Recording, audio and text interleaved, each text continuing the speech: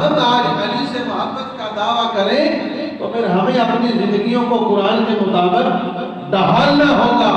جس طرح قرآن نے کہا ہمیں ویسے زندگی بسر کرنی ہوگی. تو برادران اسلام، اگر کوئی علی علی کرے نماز نہ پڑھے، قرآن نے کہا کہ نماز پڑھنی ہے، علی نے زندگی میں نماز ایک بھی قضا نہیں کی. اگر آج علی علی کرنے والا نماز نہ پڑھے، سمجھ لے وہ سچا علی علی کرنے والا نہیں، جھوٹا ہے. علی کی گود میں نبی کا سر، عصر سے مغرب تک سر، حضور نے نماز ادا کر لی.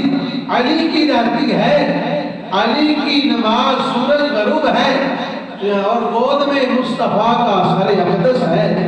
علی وہ ہے جس کی نماز سورج غروب ہو تو علی روتا ہے. اگر آج علی علی کرنے والا سالیاں 5 کی 5 قضا کر کے خوش ہے کہ میں علی کا ذکر کر کے جنت حاصل کروں گا، ایسا نہیں ہے. اگر علی ایک قضا پہ روتا ہے تو 5 قضا کر کے بھی غلط فہمی میں مبتلا ہے کہ میں جنت میں علی علی کر کے جاؤں گا، ایسے نہیں ہوگا.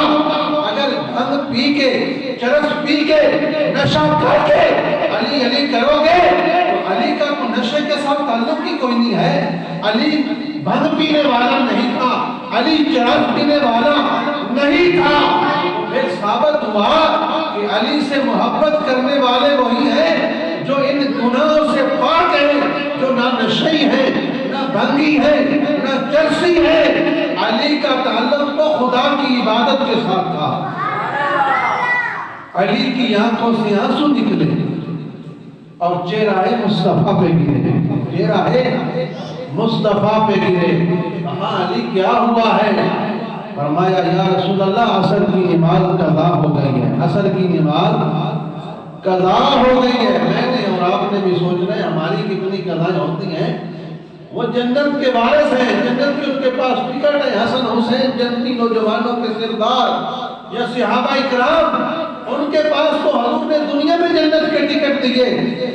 وہ نماز ان کی چھوٹے تو وہ روئیں، اور ہم ساری کی ساری جمعے والے دن بھی ہم اس وقت آئے کہ جب اذان ہونے لگے جمعے کی، ہم مسجد میں پہنچے اور پھر اس خوش فہمی میں مبتلا ہے کہ ہم نے رسول کا ذکر کر لیا، ہم نے علی کا کر لیا تو ہم جنتی ہیں. بھائی اگر علی ایک قضا پہ روتا ہے، مجھے بھی اپنی قضا پہ رونا پڑے گا، مجھے بھی نماز کی پابندی کرنی پڑے گی.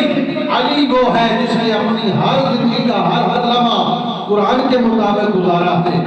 علی نے، قرآن نے کہا زکوٰۃ دو، علی نے زکوٰۃ دی. ہم کہتے ہیں ہم زکوٰۃ دیے بغیر علی سے محبت کریں گے، ایسا نہیں ہے. جو قرآن نے کہا علی نے وہ کیا. اگر آج علی کے ساتھ محبت کا دعویٰ ہے تو تجھے بھی وہی کرنا پڑے گا، تجھے بھی نماز کی پابندی کرنی پڑے گی، ہر برے فعل سے بچنا ہوگا. تو سیدنا علی